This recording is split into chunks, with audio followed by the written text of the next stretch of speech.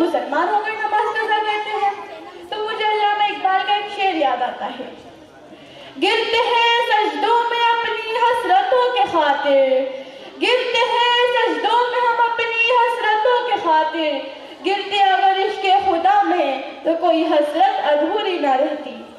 لوگ ڈھونڈتے رہے کامیابی کو اور مؤذن کہتا رہا حی علی الصلاۃ حی علی الصلاۃ۔ نماز دین کا ستون ہے، میرے نبی کی آخری نصیحت تھی نماز، الصلاۃ الصلاۃ الصلاۃ، میری امت نماز نہ چھوڑنا، میری امت نماز نہ چھوڑنا۔ تو کیوں چھوڑتے ہیں ہم نماز؟ قرآن شریف میں اللہ تعالیٰ فرماتے ہیں میں تمہارا رب ہوں، تم نے مجھے کیوں چھوڑ دیا؟ کہ یہ دنیا تمہیں مجھ سے زیادہ عطا کرے گی؟ ہم نے اپنے اللہ سے بغاوت کیوں کر دی؟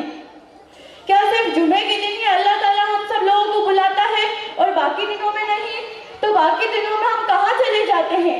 یہ کیسی وفا ہے ہم اپنے اللہ سے؟ کیا ہم صرف 8ویں دن ہی اللہ کا بنایا اور رزق کھاتے ہیں؟ کیا ہم صرف 8ویں دن ہی اللہ کی بنائی ہوئی دنیا میں رہتے ہیں؟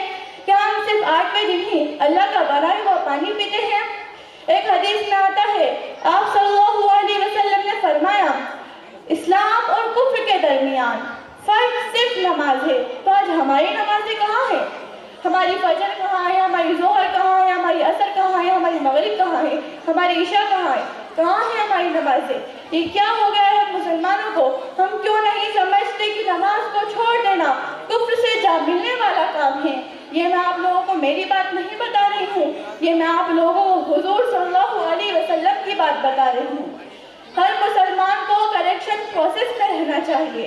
جس دن مسلمان یہ بھول گیا کہ مجھے اپنے آپ کو سدھارنا ہے تو غفلت میں ہے، وہ بربادی میں ہے، وہ دھوکے کی طرف جا رہا ہے۔ نماز میں کامیابی ہے اسٹارٹ کرے اور 5 نمازوں پر آ جائیں، اور اگر یہ سب جاننے کے باوجود بھی آپ کا دل نماز پڑھنے کے نہیں چاہے تو خود کو ایک بات ریمائنڈ کروائیں کہ ہمیں نماز کی ضرورت ہے، اللہ کو ہماری نماز کی ضرورت نہیں ہے، وہ تو بے نیاز ہے۔ اگر ہم نماز نہیں پڑھیں گے یا اچھے طریقے سے نہیں پڑھیں گے تو اس میں اللہ کو کوئی نقصان نہیں ہے، وہ تو غنی ہے۔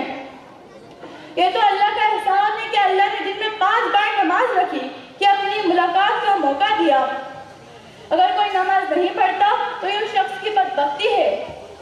حدیث قدسی ہے، اللہ تعالیٰ فرماتے ہیں اے میرے بندو، اگر تمہارے پچھلے جن لائنز سب کے سب مل کر ایک نیک شخص کی طرح ہو جائے تو میری بادشاہت میں کسی چیز کا اضافہ نہیں ہوتا، اور اگر تمہارے پچھلے جن لائنز سب کے سب مل کر ایک نیک، ایک گناہگار فاجر انسان کی طرح ہو جائے تو میری بادشاہت میں کسی چیز کی کمی واقع نہیں ہوتی۔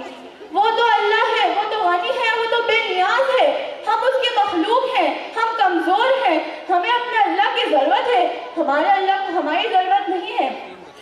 ظہر اور مغرب تو سب پڑھ لیتے ہیں، لیکن عصر کس کی چھوٹ جاتی ہے؟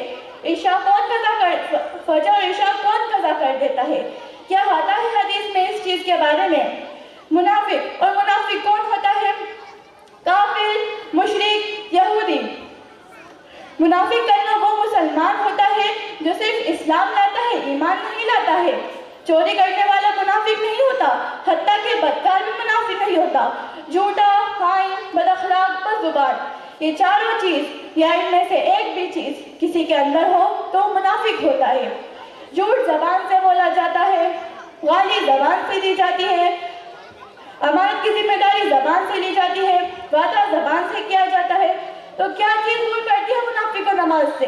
اس کی زبان، جھوٹ بولنا، غلط بیانی بولنا، بات سے پھر جانا، یہ ساری چیزیں انسان کو گندا کر دیتی ہیں، دوگلا کر دیتی ہیں۔ اگر ان سے دور رہیں گے تو نماز کے قریب آئیں گے۔ اور میں اپنی تقریر کو اس شعر کے ساتھ